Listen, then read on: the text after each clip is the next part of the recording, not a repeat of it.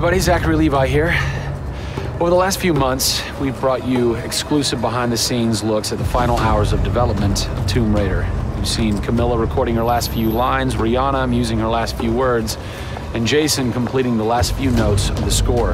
As those key pieces lock into place, it's time to reveal one of the last portions of the game, and a team that's been shrouded in secrecy for 2 years. We're here in the beautiful and freezing Montreal, Canada, to bring you the final hours of Tomb Raider multiplayer edition. These are the final hours of Tomb Raider. Welcome to yet another world-class studio in the Square Enix portfolio, Eidos Montreal, home of the multi-award-winning game Deus Ex.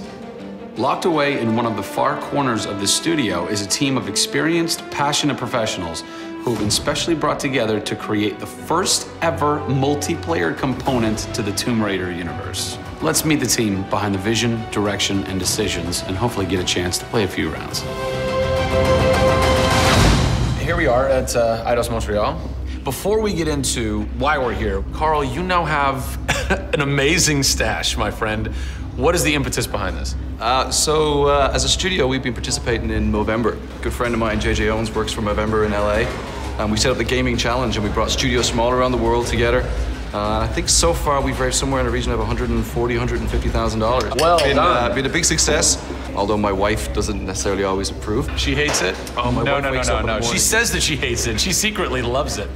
What were some of the factors that led to a multiplayer facet to this new Tomb Raider? When we started developing sort of our vision for reimagining Tomb Raider, on paper, it was all about single player. And as we started to build that world out, we had the island, we had the Solarian, the scavengers. We started to realize that we had this canvas. Great warring factions, great landscapes. Yeah, we had all these really awesome places where it was all about traversal and single player. When we started looking at that, we thought, wow, well, what about multiplayer?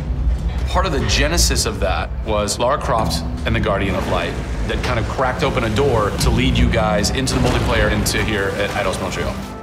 Guardian of Light was a downloadable, a smaller scale project, and that allowed us to sort of take the risks that we wouldn't necessarily take on a full-blown project. Guardian of Light was our Pixar short. It's the idea that whilst you're building your big project, you're always thinking about that next thing, but also allowed us to be able to start understanding co-oping and networking. It was a game that actually brought Tomb Raider fans together for one of the very first times. You hear them in their ear and they were having fun. And as a result of that, that led to us thinking about multiplayer. Hopefully our single-player experience we're delivering is a very sort of single-player, solitary, immersive type of experience. But at the same time, we believed tomb raiding together with friends would be fun. Tomb raiding, I think that's the first time I've ever heard that term. I like that. It's fun. You know, axe climbing and zip lining and the traversal that we get in there and the traps. For me, it was very sad to have that catch-22 of, it would be great to do this in multiplayer, but we just can't split our resources like that. And that's how Eidos Montreal came about. We had staffed up our teams to develop a single player. Everybody was gelling together really well, and it wasn't something that we wanted to just bolt on. We always said if we were going to do it, we're going to do it right. If you could have a fan play the multiplayer for the first time, what do you want them saying? For me, they're kind of different moods. It's not like I do one or the other. It's kind of like sometimes I turn down the lights and just play that single player experience. And other times I want to just jump in and have fun and start killing fools.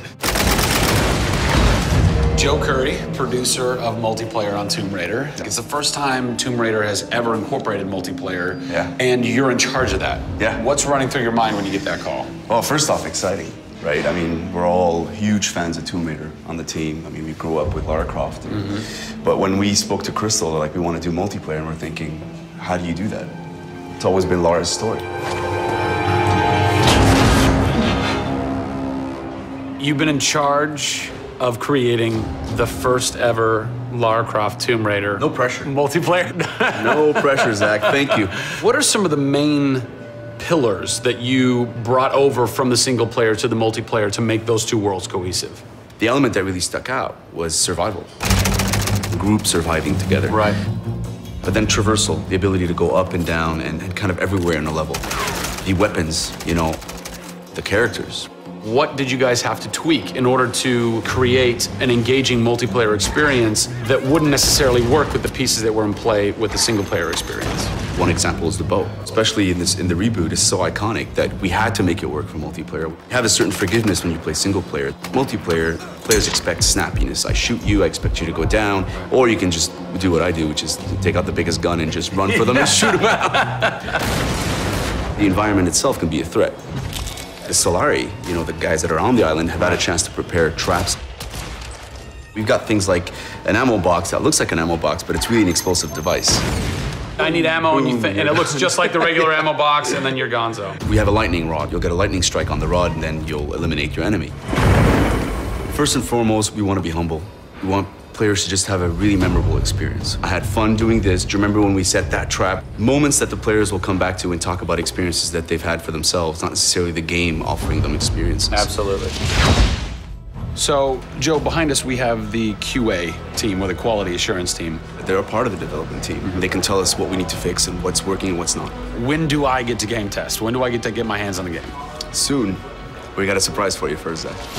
So, when I was approached to host the final hours of Tomb Raider, essentially the biggest ask, not even ask, tell that I had was, I want to be in the game. I want to have a cameo, I want to have something.